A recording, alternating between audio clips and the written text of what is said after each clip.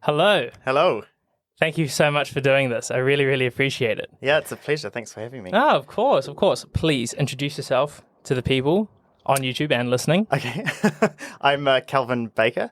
I know Sid from Auckland Uni. I'm a PhD candidate there at the School of Music, and I work with speech sciences as well, working specifically with, at first it was like the adolescent voice and female adolescent voice, and it's sort of moved into specifically like objective analysis of the singing voice for kind of clinical reasons. Yeah. Cool. I want to get into that stuff. Sure. But I think first things first, tell me how you got into music and the singing business, like from day one kind of thing. Tricky. Like, you know, the people say like, oh, they've always been singing and like since they can remember. I'm not one of those people. Yeah. Like I, as a child, remember specific moments of singing and sort of remember my parents like move this down. My parents always like asking me to sing, but I was never like, I want Calvin the singer. It was just something that kind of happened, and I remember like even like hiding under a blanket when I had to do it, like But then in intermedia, I sort of got a little more into it, and I auditioned for a show we did, and I got the lead. And that was sort of the start of me starting to identify as a singer, and inhabiting that sort of role as a singer. And then high school, they offered, I was really, really fortunate, pretty much free singing lessons. It was like an hour a week, classical voice lessons. I started in year 9 and just started to kind of be like, start to identify more with singing and as a singer and explore that. And I did jazz and classical voice at high school, at least to start with, and then I sort of dropped jazz and just moved into classical. Did you find the classical just more stimulating? What did you like more about the classical than the jazz? It was that. Like, I think the first time I like really noticed music, because I mean we grew up around music, not musicking and making music, but listening to music, but was just Andrea Bocelli doing Time to Say Goodbye. Yeah. And I was quite young. I just remember the voice kind of like stuck with me. And I asked my mum who it was, and she told me, and then I forgot. And then years later, I heard it again. I was like, oh, like what? And she happened to have an album. And I think that was, in terms of like listening, that was the first musical voice connection that I sort of had. And so from, so he's obviously was classically trained, even though he's sort of opera. And so I think that's why I kind of initially was drawn to classical voice, was just that sound. And then definitely for me, the like technical kind of challenges around classical voice were exciting. Even though it took me a long time to kind of be able to do anything. So like developing into your university studies, did you go straight into the classical voice? Did you do a conjoint or just go straight into music? No, just straight into classical voice. Yeah. Well, so yes, I did. I auditioned for classical voice, but I also applied for musicology as like a backup. My careers advisor at high school was like, the only option for me was Auckland. Like I wasn't going to go anywhere else. And she was like, oh, like pretty much you probably won't get in. So like you should apply for other places. And I was like, oh, like, thanks for that advice. Like, it's really encouraging. I don't know what these career advisors are, but I've never heard of them actually being useful to many people. No, I've only heard, like... horror stories. About them. It's strange. But I did. And actually, Robert Constable was the head of school at that time. And he called me and was like, we really enjoyed the audition and we'd like to have you, but... It was Morag actually on that panel. She was like, but there's some technical things like just that I had a lot of tension in the jaw that they raised as a concern. And so they offered, I had 2 months of lessons with Morag. So between December and January, and then February I re-auditioned for that year. Yeah. And got into voice after having worked through some things with Morag, which is awesome to have that opportunity. So yeah, and obviously didn't do musicology because I got into voice. Yeah, so just straight into classical voice performance. So did you feel like you were going to be a singer? And where was your shift into like focusing more on the academia side? It was so varied because I mean I like my career like ideas have been super random. Super random. Like I did dance for a while, and I was like, I'm gonna open like a dance studio when I was like sort of early teens. And then I got into photography, and I was like determined to be like a conflict like photographer, conflict journalist. Yeah. And then through like as I was going into year 13 stuff, I decided I wanted to be a classroom music teacher. So that's sort of I went into performance. But then it was actually really in my like maybe second year, I was like, actually like I'm really enjoying performing. I'm enjoying voice, and I started to be like, maybe I'll like actually try to be a performer. But throughout that, I was just so like interested in the voice, vocal function, voice science, and sort of anatomy and physiology, that it kind of like overshadowed my love of performance, like by far. Like, you know, like I enjoyed performing and communicating through song, but I enjoyed thinking about the voice more than making the voice or doing the voice. And it was actually Morag who quite early on, like encouraged me to follow that, you know. And I actually started with Morag, and I moved to Te Aute, and that was sort of Te Aute and Morag's idea in my second year. And both of them really facilitated that interest for me in voice science and kind of research through that. And I did a special topic in my third year around like very much vocal anatomy. Yeah. And then, I after that was deciding, well, do we do performance honors or pedagogy honors? Yeah. And if I did the pedagogy honors, I could still have lessons and I could still sort of perform, but there wasn't the pressure of like a big recital or whatever. Which at that time I just wasn't ready for, actually. I wouldn't have done well. My voice is very stuck. I think it's like really interesting. I just feel like at uni, when a lot of people come into voice, they think, I could be wrong here, but this is just the general vibe that I get, that they all want that the point of the degree is to make you a performer. And like, yes, it's a classical performance degree, and that's all fine and well, but like you're a perfect example of how you can deviate from what is like the path of doing uni and then going overseas and then sing like performance singer, and using what you've learnt in the degree in another way, like teaching and pedagogy and stuff like that. So moving on to your PhD, which is super interesting, and there's a lot of stuff that I don't understand about it. So this is more for me than it is for other people, but there will be a lot of people that are interested about it. So what is it? Okay, so like I'll start with the pathway to it, because it informs the journey through the PhD. My master's was specifically looking at male adolescent voice change. So I did a little study in which I kind of what did I do?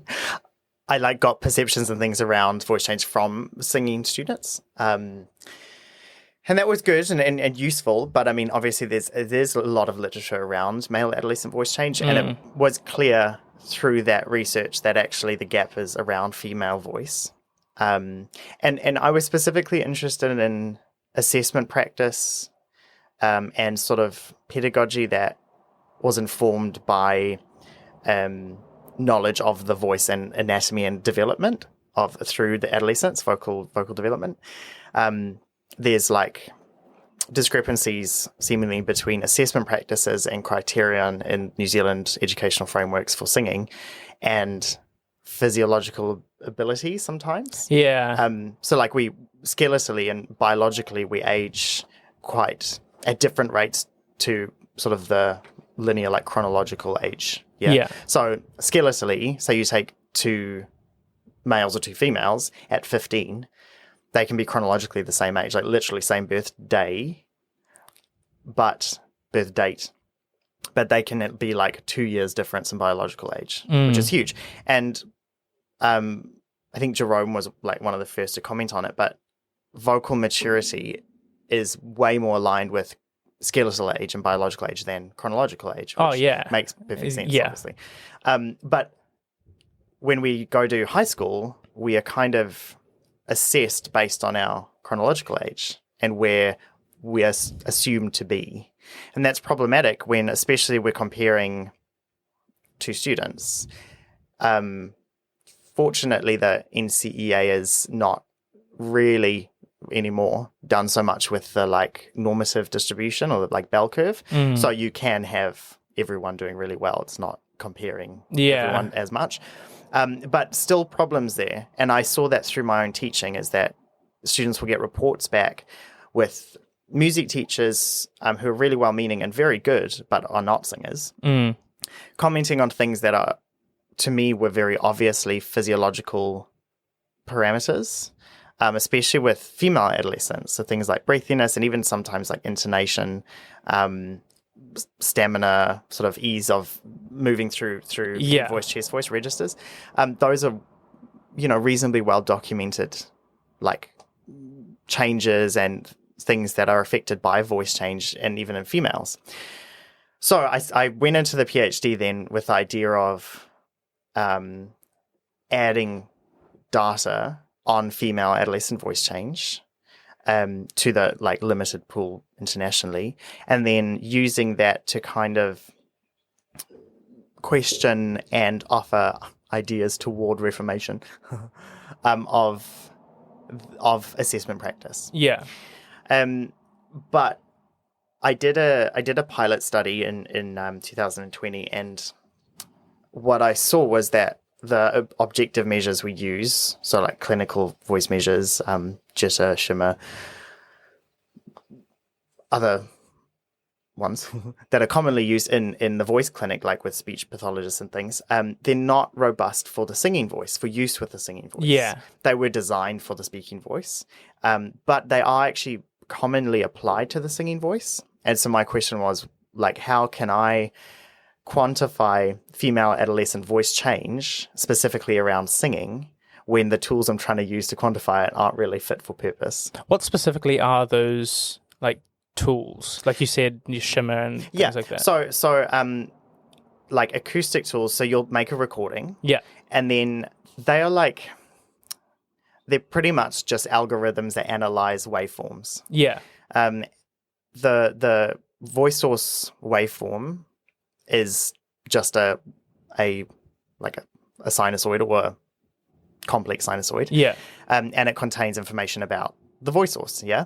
And then when we add the vocal tract, there's just layers of sinusoids that are added on top of each other to make a really complex waveform. Yeah. And what these algorithms do is some of them like slightly deconstruct it, some of them measure, if it's a time domain measure, it sort of measures the characteristics of the waveform. So like how far each phase. And is that formant or is that a different thing? Some of them. So like say you did spectrographic analysis, that you'd often be looking at formants and formant placing and things. But a lot of these measures that I'm looking at are voice source. So they actually try to discard information about the vocal tract. We try to not look at formants for this. Gotcha. Because formants aren't voice source. Yeah. And I was interested in the voice source, the vocal folds, and their development and their, but that's the problem is that, when a lot of these measures are really affected by fundamental frequency. They're really affected by things like vibrato, any stylistic things. So obviously if you just go, that's easy to measure, and that's the normal protocol, speaking voice, single pitch.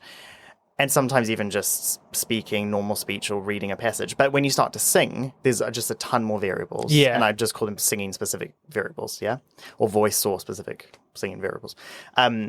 that totally like blow these measures out of the water, that they just can't handle them. Yeah. And these are kind of well-known facts, but they've not been systematically applied to the singing voice. They're kind of bits and pieces of very technical information that has been put out by like literally by physicists over the last 30 years. Yeah. And so I'm like, oh, okay. Like, Let's piece this all together. Yeah, exactly. And let's try to make a protocol, because there isn't one. There's no established protocol for singers or for working with singers in voice clinics. Yeah.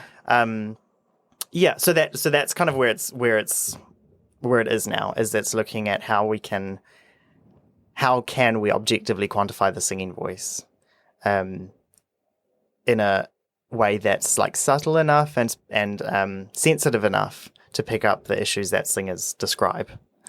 That's in my handy dandy notebook. Yeah. So, like you said, diagnosed vocal issues that singers perceive. That was in the message that you sent me, and I wrote it down. So, what are some common issues that you see in young singers at high school, or even because you taught or are still teaching some of the first year cohort? I'm just lecturing this year. Yeah. Yeah. And so, yes, what are some common issues you see in the young singers, and how does the work you're doing influence the way that you teach them? Well, I think the important place to start with in this sort of like discussion or considering these aspects is the acknowledgement that it is perceptual and subjective, and that the big part of this is that what the singers perceive isn't necessarily always perceived by the teacher. So I am approaching this question as a singer rather than a teacher. Yeah. In my experience as a singer, and in the anecdotal kind of evidence and discussions I've had with other singers, in that as singers, we're very sensitive to our voice, and we perceive differences in how we're singing, like at a very small level. We know when it's not the same as it usually is, or it's not as good as it usually is. And we can, like, that's really like concrete for us. Like, we know this is not the same, And yes, there's emotion, and because we're more sensitive to it, maybe we blow it out of the water a bit. And some, singers, and I know, like, from a teacher's perspective, some students are just super, like, seemingly, like, oversensitive to this, and you're like, you know what, you're okay. It's settled down. But we are sensitive to these changes, and the issue lies in that the tools can't pick up the changes until there's already an issue. Yeah. Until the issue is too far, and that you've actually got damage, or you've actually got a pathology or something. So, but some of the things that these can be are like feelings of like thickness, and we do just use these describing words like thick, heavy, slow, or like conversely like thin, or unevenness, even sensation wise. Like, have you ever had it where like you just cannot get the sound like into your face or into the mask, and it's just not happening. It's not there, and it's not even it doesn't feel like it's your vocal folds. You're like, I can't get the space, or whatever. I'm trying to like think of how to describe this to people that are listening that aren't singers. It's just kind of like one day it's all working and it's all free, and you warm up and the notes are there, and I'm saying this in a not academic way because that's just how I feel it, and it's all resonating in the right space, the sound, and then the next day you wake up and, like you were saying, it's feeling kind of bogged down, the voice, or in another way it's not feeling supported and it's feeling really light, and that has its own they have separate issues, but that's kind of and like, I mean, say you got a gym and you're lifting weights and you're like feeling like super pumped, and you're like lifting, bench pressing, and it's feeling really good. And then you go again, I don't know, 3 days later because you've had a good rest, and it's just not the same. And it looks the same. Like, you still look amazing and like you're still pumped, and every, like, say you had a trainer, your form is still perfect. but it doesn't feel the same. Yeah. And you're not performing as well. Yeah. And it's like, why? Yeah. Why is it not the same? And obviously in that context, there's so many reasons. There's nutrition, there's sleep, and it's the same with the voice, It's the same concepts that affect our physical performance with sport affect our vocal performance. But the idea is that sensation of this is different. Why is it different? Why is it not as good as it was 2 days ago? Is a very personal thing. And it's a question that's really hard to answer. Yeah. Why is it different? Why isn't it working? It's not just because oh, look, I can see your technique's not quite there today, or you are doing something weird with your jaw. It's everything's aligned. So why isn't it quite right? And there's a lot of reasons. I mean, the weather, Yeah. changes the voice. And I'm your not level of hydration, what you eat. totally. Everything affects. Also, I have it in here as well. Your mental state will impact the voice as well. It's huge, and it affects our perception of how we would rate our voice as good or bad. Yeah. If we are already sensitive to the voice not working, then it's sort of like a cruise, and the more it's not great, the worse we feel about it. Yeah. I mean, even for for men and women, but for females with the menstrual cycle, those hormones affect the voice every cycle. Yeah. And in predictable ways, but slightly different ways for every female. And it's the same with men with andropause and losing testosterone from your 30s. That affects the voice. It's just over a longer period than females, so we don't notice as much until we're now 60s. Yeah. But yeah, those are all little, like you said, little nuanced things that are really hard to quantify. And the question then comes as to, well, if you can't objectively quantify it, how do you deal with it? As a singer who has a vocal complaint, and I'm not talking about it's hard to distinguish between those little vocal complaints that are well, it's just the weather, settle down, you're fine. Yeah. Versus there's something actually tangibly wrong here that we're not quite sure what it is.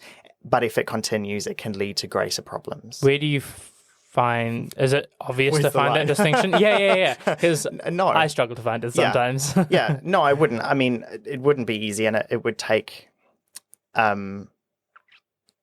I think a bad vocal day is an indication of anything.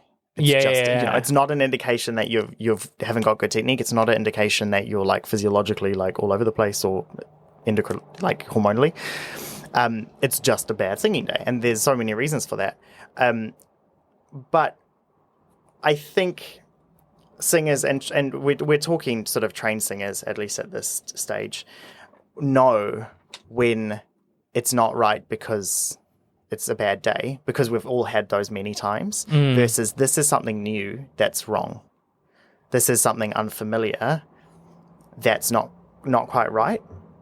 And it's not just a technical problem. And I think the novelty of it, and I mean that's with any sort of speech pathology or clinical voice analysis, looking at the onset of an issue is really important. How quickly did this arise? Is it all of a sudden? Is it something that's accrued? And differentiating between those two will rule out certain things. Yeah. So say you're singing and you have a really good vocal day, and the next day there's something totally wrong, and that kind of continues, but the onset of it was overnight, versus I've been singing and it's accruing and it's just getting tighter and tighter. That could be something just functional. I'm just getting tight, because I've been singing too much, versus a quick change, which is there might be something at the level of the vocal folds that shifted, that if it's not addressed can lead to bigger issues. Do you find that how important is it for an individual singer to recognize that versus the teacher, if that makes sense? If you're I'm in my master's now, fifth, 4.5 years now. And I feel like I'm able to recognize if I'm having a bad singing day or if something's the issue. But I feel like if I did that when I was younger, I might have misinterpreted something along the way. And, so where do you find that? Yeah, totally. So this is interesting, and I've it's been on my mind a little bit, is that perceptual analysis of the singing voice is very important. The singing teacher or the master has to perceptually offer feedback, and it's generally the most precise way. If you've got a good teacher who's been trained well themselves and understands the voice and the body, they don't have to be voice scientists to get to understand how the body works and to know how the sound feels. And that is the gold standard. And even in clinical voice, like with speech, perception is still the gold standard. The problem is, like you say, perceptual measures take trained judges. You said that a lot better than I did, but yes. Okay, but that's the thing, totally. Yeah. It's like I've said that sentence in my head before. It's like I wrote that somewhere. But it does. So that's all good and well when you have access to a really good teacher. Yeah. And it's all good and well when the student themselves or the professional singer is aware of the voice and aware of the body. But they're just not always. Not all teachers are good. It's just a fact, And they're good. They're maybe just not skilled. I'm sure they're good people. Good's a strong word. They're just not skilled in accurate perceptual analysis of the voice. But even the student, like you say, I mean, it's no offense, I wouldn't trust a teenager to give me a really accurate perception of their voice because they haven't develop the proprioceptive skills yet that they need to do that with an understanding of the body. Hence the objective tools. Yeah. Hence the how do we take this very subtle, nuanced process of perceptual analysis that happens in the studio every day and turn it into something that's a little bit more robust, that can be not more robust, but that is robust, that can also be used in a way that doesn't require a specialist. Yeah. And in no way am I saying this would replace a voice teacher or replace perceptual analysis, but it will add another layer of analysis of the voice that would not only validate the singer's perceptions, but also validate the teacher's perceptions and concerns in a way that will then allow for kind of greater diagnosis of any issues and more accurate diagnosis of issues, yeah? But no, I mean, I wouldn't, I totally agree with you that and I'm the same, when I was in my undergrad, I couldn't tell you things about my voice and vocal function that I can now through experience, those are things that come. But I mean, that is sort of hence the objective measures, is it takes out the subjectivity of it. And what we're just trying to do is get objective measures as close to the perceptual measures. So when we're doing these sort of studies, you generally always take a perceptual measure and try to correlate the perceptual measure with the objective measures. And when the objective measures correlate really strongly with the perceptual one, it indicates that the objective measure is a good measure. Yeah. It's not really the other way around. We don't go we still use perception as the gold standard of analysis and diagnosis. Do you find that when you use these objective measures, like you say, that they find crucial problems in young singers that are more easily fixed? It depends. Or is it just kind of you have to let this develop with age kind of thing? Yeah. And we just kind of work with it? Yeah, well, that's a good question. I think that it's partly unanswered because, like I said, I mean, that was kind of what I was trying to do. But then now it's I've had to take a step back and deeper to first sort out the measures before we can answer that question. Because, absolutely.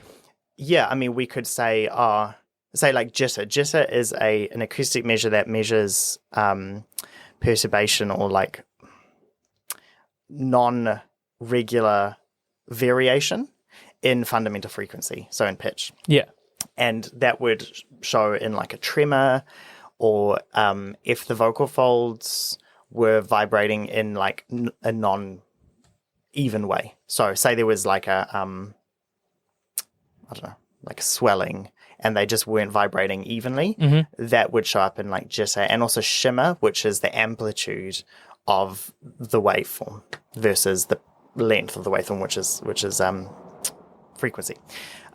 So like we could use those to kind of quantify the voice, but again, that they're just not robust for the singing voice, you know? So fine, if the singers are really like super dysphonic, or there's like a real issues, those work because you don't need to sing to hear those problems. But you'll know that, I mean, say you've had a cold, your speaking voice is fine and it feels okay, but then you go to sing and it's like, oh, it's not working at all. They are different mechanisms. Yes, it's the same like physical mechanism, but they don't function the same, and particularly because of frequency. You know, we sing in often almost double the frequency that we speak. You know, I mean, tenors. I think I did a little like analysis thing in a popular tenor aria, and the tessitura, or the mode pitch, so the most frequently sung pitch, was like 300 and something hertz. I think Tiori said it to me. Right. I think from memory. Dispiltness from Magic Flute by Mozart. Yeah. And it's whereas so different. The average male speaking pitch is somewhere between like 80 and 100 hertz. Yeah. So you're like over double. And that's the most frequently sung pitch is like 300 and something from memory, you know? So like it's a huge difference. And functionally that means very different things. The vocal folds have to stretch and thin. And if they are swollen, it doesn't really matter for speech as much, at least perceptually, because the vocal folds are thicker in speech anyway. But when we have to try and thin them out, it's like they literally cannot thin out, you know? Because they're swollen, or because there's something else wrong, you know? So that's the point, is that it's not enough to use the speaking voice as a measure to quantify the singing voice. We have to use the singing voice. You know, it's like fire with fire. And this is a problem that I'm seeing, and again through discussions with singers, and it's some narrative that I'm writing through my thesis, is singers will have these nuanced and subtle vocal complaints and go to laryngologists who will visualize the vocal folds, which is always the first step in diagnosis, and they'll get a clear diagnosis that there won't be anything wrong. And then they'll be referred to like an SLT or SLP, and sometimes they'll be given exercises that are like, these are like not doing anything, because they're often for speech, they're not for singing. You know? So, and this is the problem. So then the singer is what's the word? Not validated. Like devalidated. Yeah. You know, it's like, well, they're not validating their concerns because they've been to specialists who said there's nothing wrong. So they then aren't able to get any kind of remedial help, or even just support through working through those perceptions and those experiences. And so what'll happen is, if it is actually an issue, a vocal issue, it'll just get worse until the laryngologist sees a problem, which in that case, it's like, well, you can't perform now. It's too late. You need to rest, recover, and, you know, so that's a loss of income, let alone a loss of like vocal function. and self-identity, you know? I mean, the shame around vocal injury is huge. It's huge, you know, especially within the classical voice, but not only within classical voice. In some genres, it's like almost a good thing. It's idolized. It's like, oh, I've got nodules. Look how raspy my voice is. It's amazing. But I mean, not in musical theatre, not in a lot of pop genres like CCM genres, and definitely not in classical voice. And I think a lot of it is, it's fear of what other people will say when we say we've got a vocal complaint.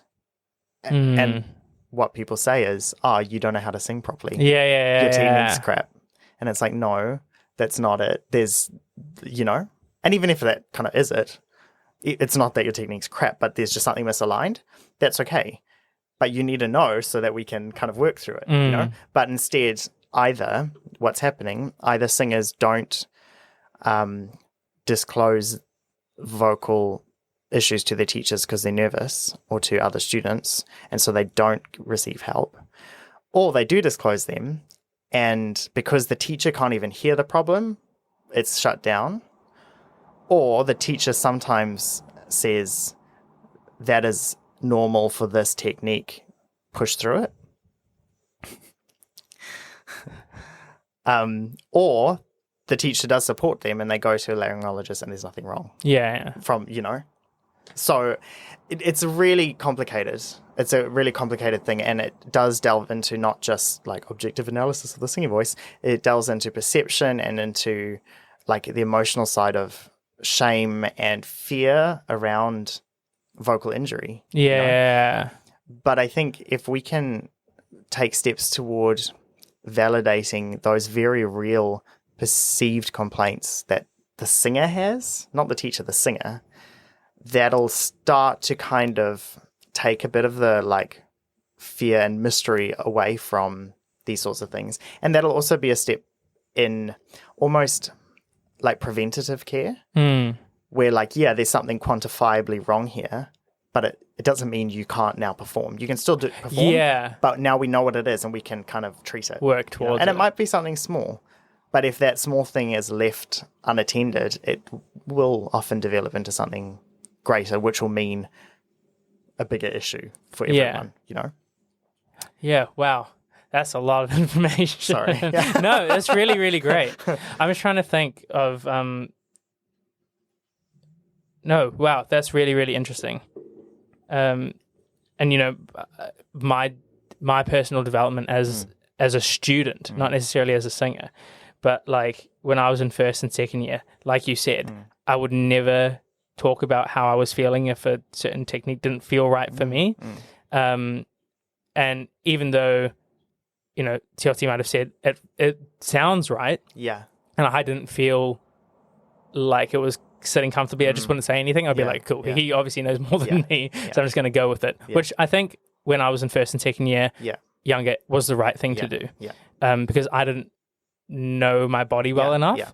But now that I'm a little bit older, have more of an understanding of what the freedom feels like and everything. And when it might sound right, but it feels like fragile. Yes. Yeah. Then I think I'm able to. Yeah. I'm not ashamed to say that. Yeah. It's bad or just it's not. It's something's off. Yeah. And I think that that's important to make that distinction here. Is that, I mean, any new sensation, even if it's a correct one, is just that it's new and unfamiliar, and it can lead to feelings of insecurity for a singer.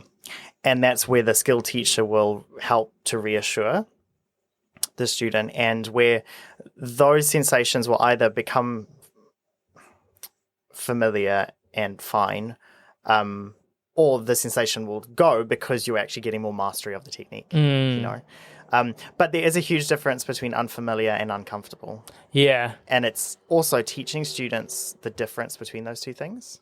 Oh, yeah. I totally agree. Like, just at this last opera school, we were working on some like technical stuff, and a lot of it just felt like unsecure. It didn't hurt, but it just didn't feel on the body and anything like that. And one of the tutors said, it's just your muscles aren't used to working this way, so you just have to let it kind of happen. Well, it's like, say, take that like sort of backward jaw release, or even that old school idea of like appoggio della nuca, so like the support of the back of the neck, where we're trying to kind of activate the sternocleidomastoids. That feels weird when you first go there, and then your jaw's back and your tongue's forward and you're like, it all feels strange. But with my students, I try to differentiate between the body and the voice. The body can feel like it's working, and it can feel a little bit, oh, this is odd, but do you feel anything at the voice? Yeah. Because if the body's working, we don't really. Not a lot, At extremes in pitch, we, might feel a little more in the larynx, but generally the vocal folds, and this is important to remember the vocal folds are passive. They don't vibrate themselves. Yeah. Other muscles bring them together, and air makes them vibrate. So really, if it's all working perfectly, the vocal folds are just going to be flapping in the breeze. Yeah. And we shouldn't feel that necessarily. Yeah. You know? And that's the thing. It's like, oh, this is uncomfortable or this is unfamiliar, but is it uncomfortable in the voice or is it uncomfortable because this is like a really weird way to hold your jaw? Can I ask you a question? I've had Tia Horere and Ben on, and we were talking about how the sensation of singing, which is why I've continued from high school to now, like the sensation of singing when it's right feels amazing, and it's like addictive. I've never been able to kind of like answer this question in my head. Maybe you can help me. What is that if we're not meant to feel anything here? Because I feel something here, but it's not bad. Yeah. You know what I mean? Yeah. No, look, I mean, you feel sensation in your neck. Yeah. If we've got higher subglottal pressure, so pressure below the vocal folds when they're closed, you can see that and you feel that. You know, it's like you can feel that pressure. Then from a level of the vocal folds, the nice thing is, particularly with classical voice and with say like a free vibrato, which occurs when it's all kind of set up right and the vocal folds are free. The vocal folds and the muscles, the muscles that are kind of changing pitch slightly for vibrato subconsciously, they're like on and off. It's not a constant thing. So you get this kind of like release, a cyclical release of the muscles, you know, and you can like, I don't know if you've felt that when your vibrato is like super free and just thing, it's like it's just happening. You're not doing it. It's just air is coming out of your mouth past the vocal folds and your body's like, oh, let's vibrato. You know, and it does it and it feels really good. And I think part of it is that it's a tension release situation muscularly, you know? Yeah, I'm just hypothesizing here. And those sensations we do feel, I mean, the vocal folds are innervated. We can feel them. They're just not innervated in the way that the hands are. And we can feel sensation around them. And that's why it's important to listen when a singer says the voice doesn't feel right, because they can feel, you know. But I mean, I agree. And I think that's part of the intangible appeal of classical voice is how good it feels. Yeah. You know, like really, I mean, you work hard, but it's the body working hard, not the voice. Yeah. And I think that's the exciting thing, you know? And when I say the voice, I mean like the vocal folds versus like the whole voice. It's one of the most satisfying feelings when, you know, and I haven't done it often, but when it is right. Yeah. And, you know, I might be sweating after a lesson, but this isn't tired. Yeah. It's just happened. Yeah. And my body's exhausted. Yeah. But, you know, it's just one of the most satisfying feelings ever. And you don't actually feel tired. No. Well, this is the kind of slightly, it's not magical. It makes perfect sense when you look at the evolution of like operatic singing and how it sort of evolved over the centuries in terms of style and instrumentation and all of that. Say you look at a spectrum. So if you just sing a note and you look at a spectrum of that note, you've got time over frequency. Yeah. And then you'll have little like lines or curves that show you the amplitude of individual harmonics of the voice. Yeah. Mm-hmm. So the fundamental frequency or the first harmonic is the frequency that the vocal folds are bringing out. Yeah. Yeah. And there's a really regular decline from there. Then the vocal tract amplifies or dampens various harmonics in that series from that fundamental multiplies. And so that's when we get like formants. Yeah. And that's what makes the perceived voice. The relative difference in amplitude between the fundamental frequency, so the first harmonic, and the second, is a really, really good indicator of things like pressedness in the voice. Yeah. And really how hard the vocal folds are working. And when you look at the difference between, this isn't a good or bad thing, it's just what it is, the difference between operatic voice or classical voice and like CCM, pop, or even musical theatre, that relative difference is quite different. So that in classical voice, the fundamental is much quieter than the second harmonic and the first formant.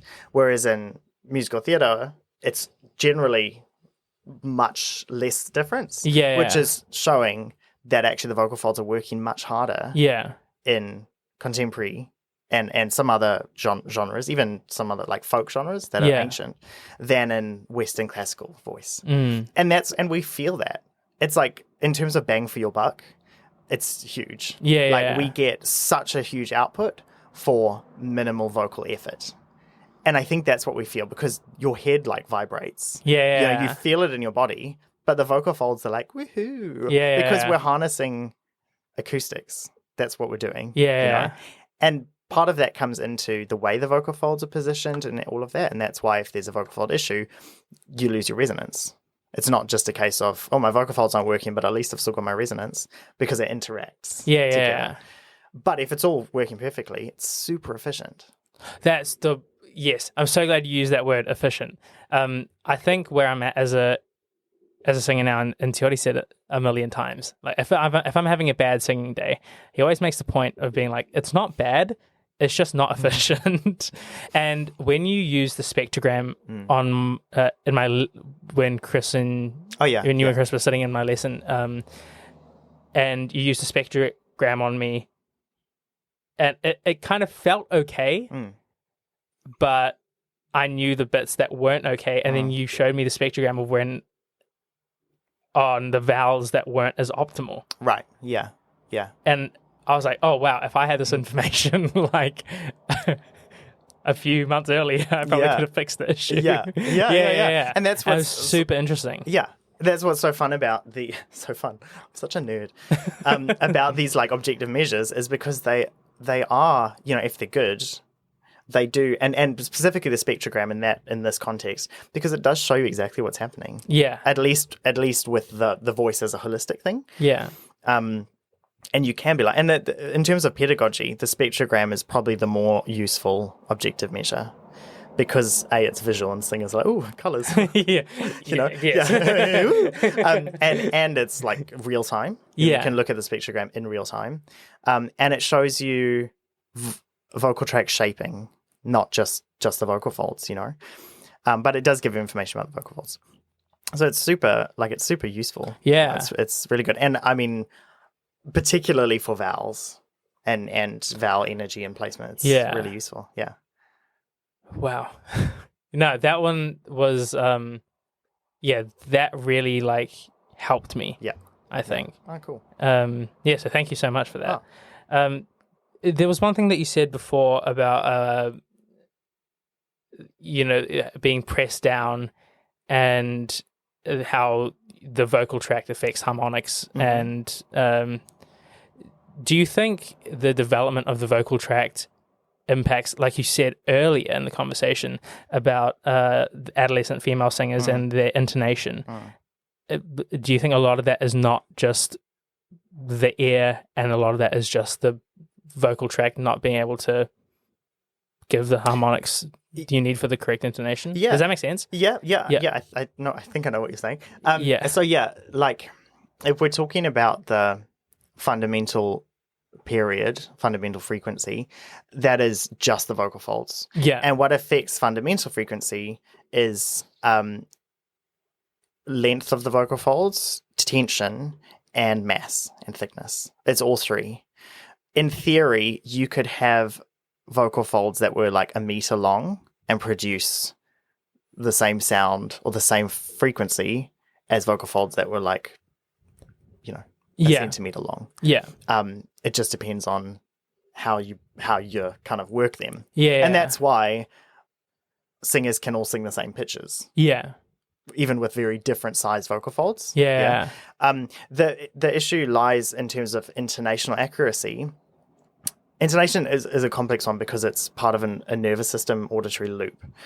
And I think a lot of people, when they see that the intonation's not great with a singer, they just immediately think bad musician. Yeah. That's not necessarily the case. And that's exactly the point, is that, I mean, the tone deafness thing, that's like 2% of the world's population. Yeah. So if someone says they're tone deaf, they're 100%, not 100%.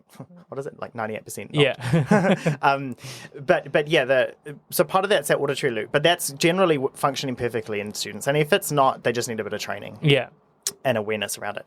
The muscles that control the tension mass of the vocal folds, they become incoordinated with rapid growth. It's like you are driving a Fiat 500 and then you go into like a Ferrari. Yeah. You're going to be like, whoa, I don't know how to drive this. Yeah. And I mean, that's why a big part of why we hear in the male voice change, because it's a relatively rapid change. The voice goes all over the place. Can't sing in tune, breathy, pitch breaks, like squeaking, whatever. It's because the muscles are like, what the hell? Like, I don't know what to do here. And they have to get coordinated again. And it's the same with females. It's just less observable because it's less abrupt. But those muscles are a little incoordinated. And that's coming back to like high school, and assessment of voice. That's tricky because that's not a case of them not trying. It's not a case of them not practicing enough. That in some cases can totally just be a physiological process that they're in, but they get marked down for it. Which is, it's hard. It's a complex thing because you kind of be like, well, I mean, high school assessors can't all be voice scientists. No, exactly. But so how you would approach changing those practices is a big question and a big discussion. Yeah. But definitely, in terms of like the vocal tract, that doesn't affect intonation per se, but it can affect. What's the word? Affect. Is that the word I was looking for? It can affect. The way we perceive pitch. So, like, have you ever sung and someone was like, "Oh, it's just under"? That's exactly what I mean. It's flat or sharp. Yeah. So oftentimes it's the right note, but the wrong version of the note. I call that like it's like resonance flat. It's like resonance flat or harmonically flat. Versus like you're singing the right note. Yeah. It's just the wrong version of the note. Yeah. So that generally that'll be those what we call in classical voice ring, or even we call it like shimmer sometimes, which is the opposite for like clinical voice, which is a really bad thing, shimmer. But for our voice, and those are those higher harmonics. Yeah. Those can only be present when the vocal folds are coming together properly. Like if the vocal folds aren't coming together well, the upper harmonics diminish in amplitude like way more than the fundamental and the lower harmonics. Yeah. So that's where you get this huge difference in resonance. Technically it's the same note, but one of them sounds like complex and like within the tone versus the other one that's like, you're singing the right note, but it's like, it sounds a bit dicey. Yeah. Like it's not it's not really the right note. Yeah. When like technically it is, but it's not what we go for in classical voice, And that is a really important distinction to make because I remember, and I've got a lot of trauma around choir. Don't we all? Well, this apparently we all do, but some of us give up and others keep trying. But this thing of like, like you're flat, or you're sharp, and I'm like, do I need to sing a different note? Like, am I? And there was the times I was like, am I just singing the wrong note? Yeah. But that's what it is. It's especially when I was younger, because I was so flippin' tight, I had attenuation in the resonant part of the voices. So like around the singer's formant and around there, like 3,000 to 5,000 hertz. So that perceptually results in like dullness, which sounds flat. Yeah. And the choral director, not understanding that, will say you're flat. Whereas a perceptive voice teacher would say you're not resonant. You're not resonating that note. The note's not vibrant. Yeah. And there's a huge difference there, and it's perceived so differently. You know, if someone tells you you're flat, you get super insecure. You know, but like I do, I'm like, am I? Because I didn't even notice. Yeah. Like, it's so bad. But if someone who obviously you trust is like, oh, it's just not resonant. It's not resonating. It's not open. You're like, oh, okay. Well, I know what I have to do to be resonant. I have to set it up this way. I have to open. I have to stretch. Whatever. It changes I think the when somebody perception totally. Because I think it brings in, when somebody just says you're flat, it brings in another, just a completely different thing of, oh, maybe I'm not that great of a musician, that kind of thing. It's huge judgments. And it's not just you as a singer, but if somebody, like a vocal teacher, said you need to be more resonant, then it's kind of just putting you in that, okay, time to it's and that's again, it's super quantifiable. Yeah. It becomes less of a mystical kind of, oh, you're not serving the art form, and I don't know how to tell you other than you're flat, so you probably shouldn't be here. Versus like, no, you're fine. This is exactly what's wrong, and this is how you fix it. Yeah. And we can do that. Yeah. The singing voice is, and it's more efficient that way, like time-wise, I feel. Yeah. And it helps with, you know, efficacy, self-efficacy, building autonomy in students, self-worth, and you know, we identify as singers with our voices. Yeah. If the voice isn't right, we are not right. You know, if the voice is feeling off, that's a huge part of your identity, especially if you've been working on it for like 10 plus years. Yeah. That is not functioning, and it's terrifying. And when someone comes up to you, well-meaning, sure, or even not well-meaning, and says, you are not functioning, and I can't tell you why, but it's not okay, and you have to fix it, it's terrifying. Yeah. You know, and that is, I mean, not probably what they're explicitly thinking, but it's out of ignorance that they work that way. It is out of ignorance, you know. The higher art form ideals within Western choral music are very destructive. How do you mean? The ways that, say you take a choir, the focus of the choir is the whole, it's the sound, which it should be because this is a group and you want a unified sound. But if you're not, that falls into like a higher art form. This is something that is noble and worthy and potentially transcendent. And if you...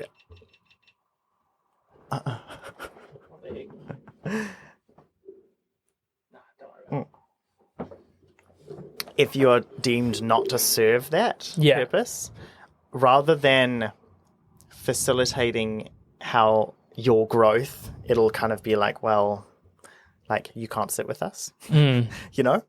And that is old school, and that comes from,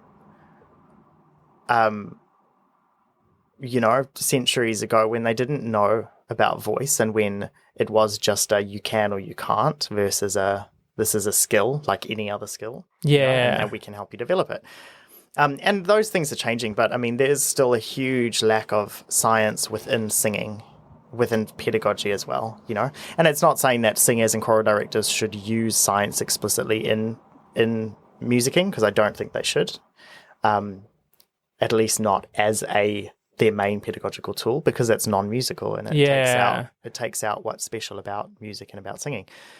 But also, just like, you know, there's so much history in, you know, choral pedagogy and singing pedagogy that has use of metaphor, for example, and that has its own special 100%. place. And like the thing with like metaphor and imagery and sensation and imagery is it works. Like, it really does work. Yeah.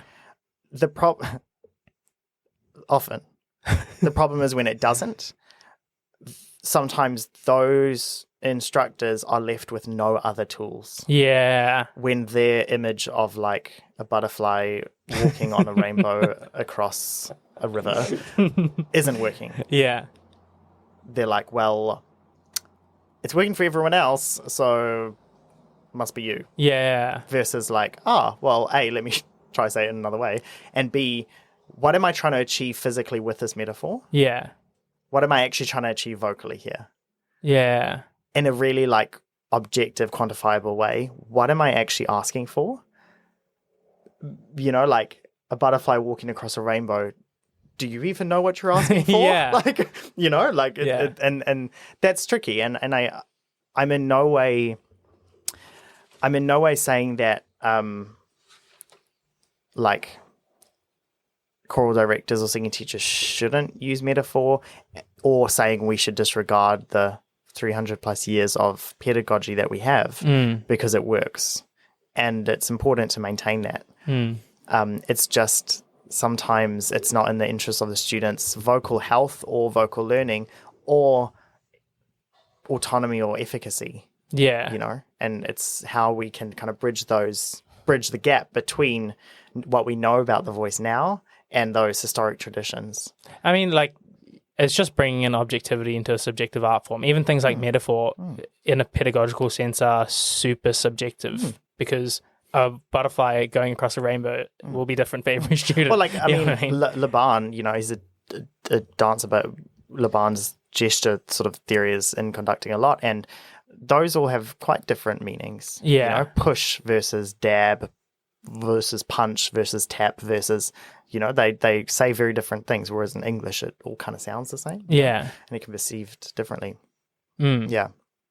Where do you feel that the work you're doing is going to fit in the kind of wider pedagogy? Is that a weird question to ask? No. I think, you know, the goal for me is it's not an end goal. It's not I am providing the answers here. Yeah. It's contributing to a very limited pool. Yeah. And starting, it's really, you know, the conversation is just starting around it. I mean, the fact that there isn't an established protocol to work with singers and singing voices is very revealing in 2022. You know, it's objective analysis of the voice isn't a new thing. Yeah. It's been around for a while now. But we still don't have a kind of agreed upon way of working with singers. That's revealing. Yeah. And this is about contributing to developing that. Yeah. And that will feed into pedagogy and the way teachers understand voice and the way we deal with vocal complaints, the way we enable students to be autonomous and be confident and have self-esteem and efficacy in their singing. And that's only going to help singers become better artists. It's only actually going to feed the art, you know, when they can do that. Yeah. Yeah. Wow. Yeah, I agree. To kind of develop from that, I guess, like when a singer's performing, how do I phrase this question? Like, as a teacher, when a student of yours is in a performance space, how do you feel like it's important for a student to manage the technique in that space when they shouldn't be thinking about technique? Yeah. I think it was Maria Callas who said, like, learn the technique to throw it away. Yeah. And I'm a huge believer in that. Because I tried it the other way, personally. I spent my undergrad, like, only focusing on technique, and it really doesn't help. Yeah. Like, we need technique. That's the point. Operatic voice is a skill. It's not something anyone's born doing, and it's not something anyone can learn well without the help of an expert teacher. But in a performance space, you have other stuff going on. That means you don't have much space to think about those sorts of things. Yeah. Unless you are so familiar with performance that you have no nerves at all and are like just so comfortable that you can be thinking about anything and it's not going to affect your performance. I mean, as a tenor, you'll know there are times when we have to think about technique. Yeah.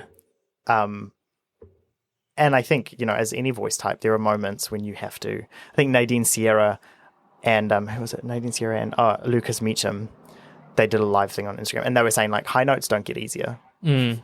They're like, or they don't get less scary. Yeah. That's what they said. They don't get less scary. They are always scary, even if you're professional. And they take skill, and they take preparation, and they take awareness when you're doing it. It's not just screaming out, But there's only so much you can do on stage. Yeah. And if you haven't prepared for that, thinking about it on the day is not going to help.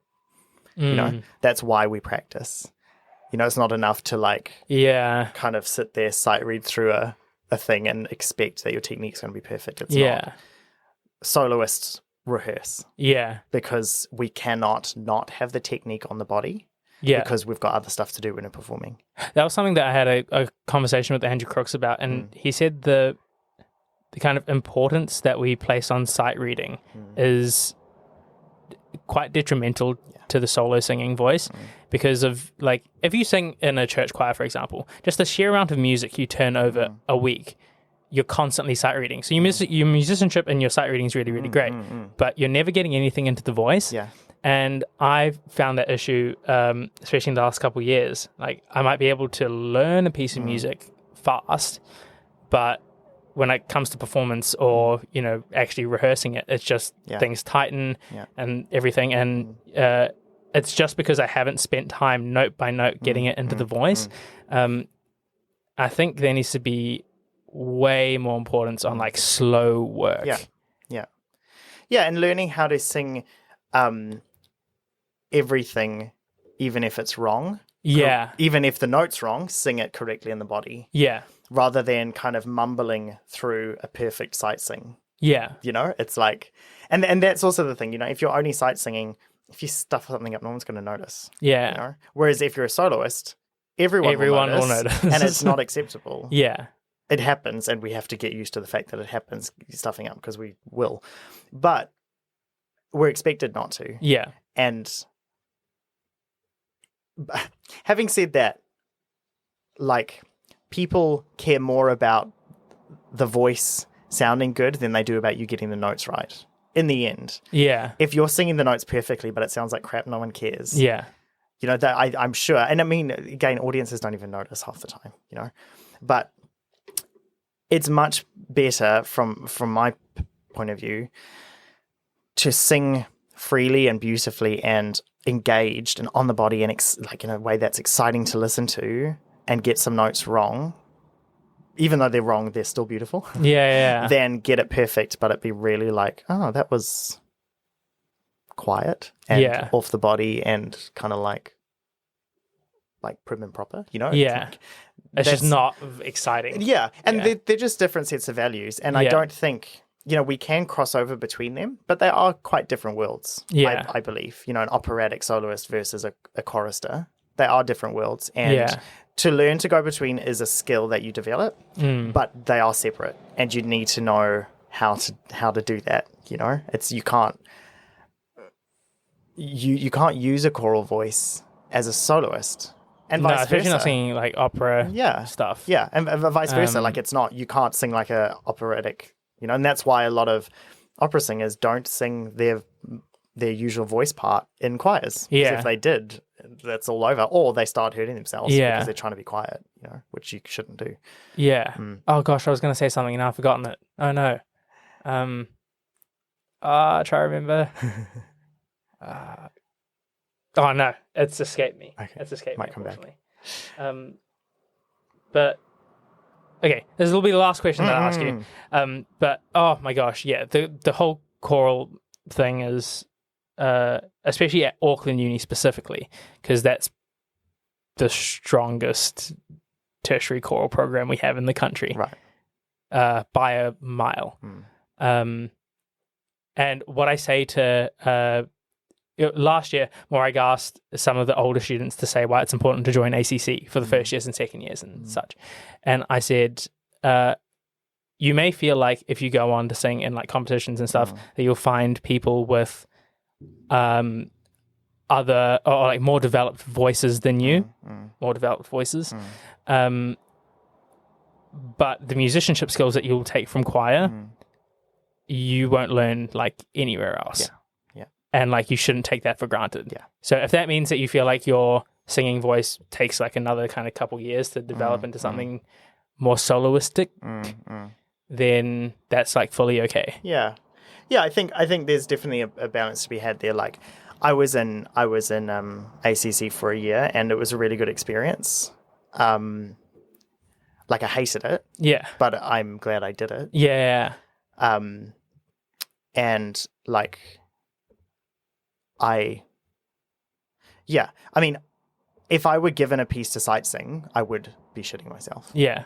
because like, I mean, it's fine, but no, not, but I'd keep it on the body, even if it were like totally wrong, you know? And this is the thing, I'm sort of like, well, if I get asked to perform, it's going to be like ahead of schedule. I mean, I'm not a performer barely anymore. You know? But when I do, I'm very prepared. Yeah. I didn't need to sight sing this. And it's off book, even if it's, you've got it there. And that's fine for me. That works perfectly.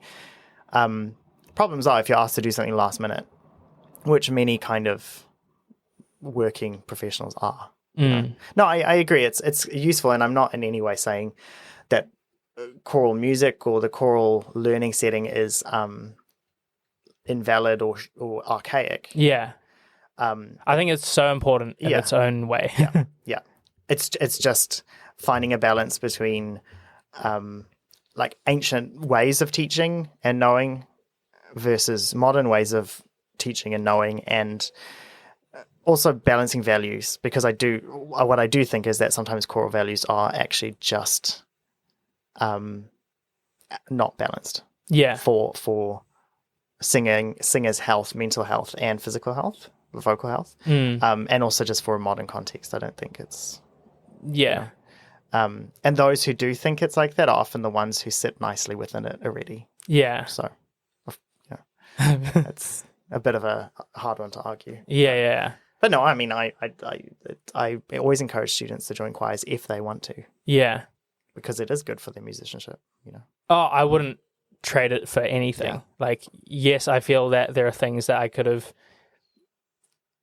Sometimes I'm really frustrated, and I was, if I never sang, like if I didn't sing in choirs at all during uni, then I would just be all free and all this stuff. Yeah. But well, actually, like, who knows if I would have been? Yeah. And I think fortunately you've got a teacher and you've got people around you who hear that, as in hear those concerns, and can help facilitate you moving through them. Yeah. I mean, the struggle is when people don't have that. But I mean, we're fortunate here to have teachers and colleagues who are aware and understand how to straddle both those worlds and how to deal with those sorts of issues. I was really nervous. I had a conversation with Karen and Robert when I didn't want to sing in choirs anymore. Not anymore, like I wanted to stop completely. I felt like for my development, I just needed to put that chapter aside for a bit and focus on the solo stuff. And I was so nervous. I was like, I don't know how they're going to take it. Like, I don't want them to think that I'm like offending them. Like, I love singing choirs. This is how I've come up. This is how I've learnt music. And they were so supportive. They're like, yeah, it's natural. This is just the point in your life where you are. So put the chapter aside, focus on this, and then if you come back to it, you do. If you don't, then that's okay. And that's the thing. Like, it should be about. I mean, musicking is about enjoyment. And it's about expression and about communication. And when it stops becoming about that, you have to ask, well, what's the point? This isn't serving anything. Like, why do it if you're not enjoying it? Like, no one's going to die if you don't do it. Absolutely. The world keeps spinning. The purpose is non-essential. In a way of like living, but it is super essential for quality of life, But absolutely. if it's not adding to your quality of life, like, don't do it. And there shouldn't be stigma around that. Cool. Well, that's good to hear. You have a nice experience like that. Oh, there have been some challenging aspects of choral singing for me, and I wouldn't, like I said, I've learned some cool music. It inspired me to start conducting, inspired me to start composing and all that stuff. But it became really challenging on like my singer's mental health and my singer's identity of like, where am I going? The voice isn't feeling right. I'm starting to like singing this kind of music and the feeling of singing this kind of music more, the operatic stuff. And it was actually like a really hard distinction because throughout high school, I thought that I was going to sing in choirs forever. Yeah. And I was totally okay with that. And so my entire perception of what I wanted in music changed. And I think a lot of singers will go through that. Yeah. And they should be able to, and they should have people around them who help not even guide them, but just support them through those things. And I mean, I had that. Like I had, moving from performance into pedagogy into sort of something a little more science focused is I was supported the whole way through. Yeah. I didn't have anyone being like, maybe it's because it seemed so obvious because I obviously wasn't fitting in elsewhere. So they were like, that's good. Go down that path because like we really don't want you to do a performance master's because it'll be a nightmare. So you do a pedagogy master's. But I mean, we're fortunate to have people like that around us, I think. Oh, yeah, absolutely. Okay, cool. Last question and then we'll wrap it up. I think everybody's perspectives and stories influence what they do with their lives, and especially in the creative industry, how they portray their art, no matter what it is. And also, this kind of current generation is, I think, the next evolution to what this art is, particularly in our context, classical performance. So my question to you is, what is something that you see, and it doesn't have to be with pedagogy, just the whole thing, what do you see currently in the industry or classical performance or just creative practice in general that you feel like needs developing or changing? Huge question.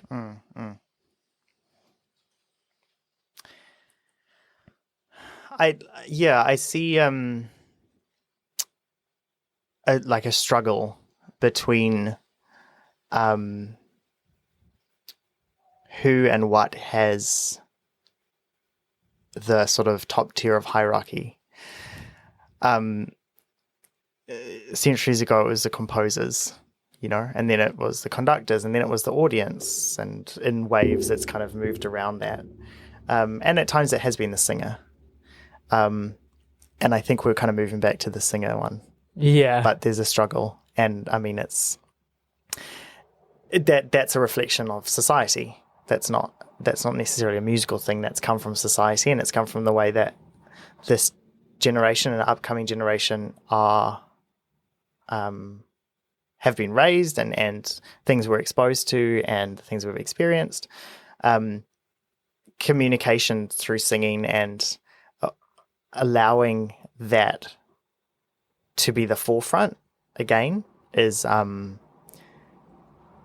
I think a struggle in the face of traditions that perhaps placed more emphasis on like I say, this sort of higher art form or this tradition of this is how it should be. And I mean, that's great when we can explore new composers because those works were composed with modern day singers in mind often, so they sometimes align better if they're well written. But yeah, no, I think just definitely a bit of a struggle between who's got the say and who's allowed to have a say. Actually, that's my motto. Who's allowed to have a say? In history, there'd be times when the singer wouldn't have complained about anything. They'll just do what they're told. And now I think singers probably complain quite a lot. And when I say complain, it's not like a where, but it's like they can put their foot down and also be heard, or that's maybe where it's going. I wonder if that's like a career leverage kind of thing. Yeah. And definitely, I mean, I think that's the thing, that they have the power to be heard, and they're realizing that. And I think there's a balance to be had because it can also lead to a lot of indulgence and like bias in artistic expression. Yeah. But I guess inhibits the collaborative process. Yeah, exactly. Yeah. Exactly. I mean, it's I forget how to say his name. The conductor of the Met at the moment.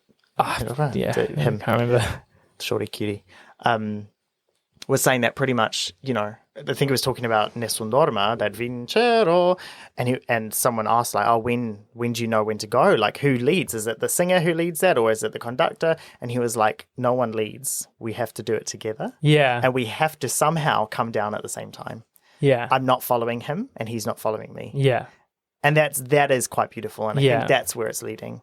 Is like the singers are. It's not about taking over, like who's got to say, but there's starting to be an equalizing where singers are viewed as instrumentalists and musicians versus singers, even though we were always in the front anyway. Just stupid. Like, we're the one everyone's looking at, guys. Yeah. but it's that collaborative thing, which it should be anyway.